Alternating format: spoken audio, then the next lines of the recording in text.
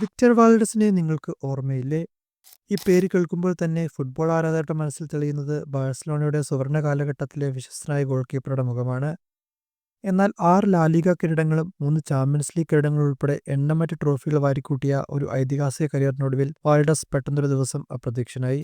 2015-ൽ ഒരു സ്പാനിഷ് മാധ്യമത്തിന് നൽകിയ അഭിമുഖത്തിൽ വാൽഡസ് പറഞ്ഞിരുന്നു, ഫുട്ബോളിൽ നിന്ന് താൻ വിരമിച്ചു കഴിഞ്ഞാൽ ഈ ബഹളത്തിൽ നിന്നും ആൾക്കൂട്ടത്തിൽ നിന്നും ഞാൻ മാറി നിൽക്കും.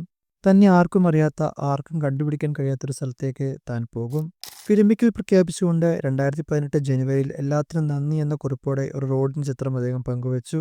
ശേഷം അദ്ദേഹം തന്റെ എല്ലാ സോഷ്യൽ മീഡിയ അക്കൗണ്ടുകളും ഡിലീറ്റ് ചെയ്തു. വിരമിച്ചതിനു ശേഷവും ഫുട്ബോളിൽ നിന്ന് പൂർണ്ണമായും മാറി നിൽക്കാൻ വാൽഡസിന് കഴിഞ്ഞില്ല.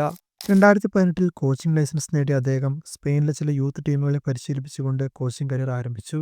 തുടർന്ന് 2019-ൽ അദ്ദേഹം ബാഴ്സലോണയിലേക്ക് മടങ്ങിയെത്തി ക്ലബിന്റെ അണ്ടർ-19 ടീമിന്റെ പരിശീലകനായി ചുമതലയേറ്റു.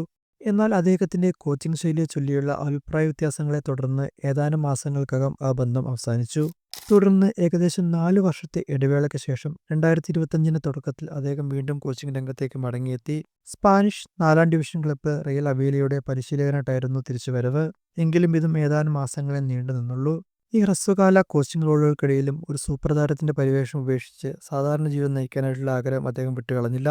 ഫുട്ബോളിന്റെ തിരക്കുകളിൽ നിന്നകന്ന് സ്വകാര്യതയ്ക്ക് പ്രാധാന്യം നൽകി തന്റെ ഇഷ്ടത്തിനനുസരിച്ചുള്ള ജീവിതം നയിക്കുകയാണ് വിക്ടർ വാൽഡസ്.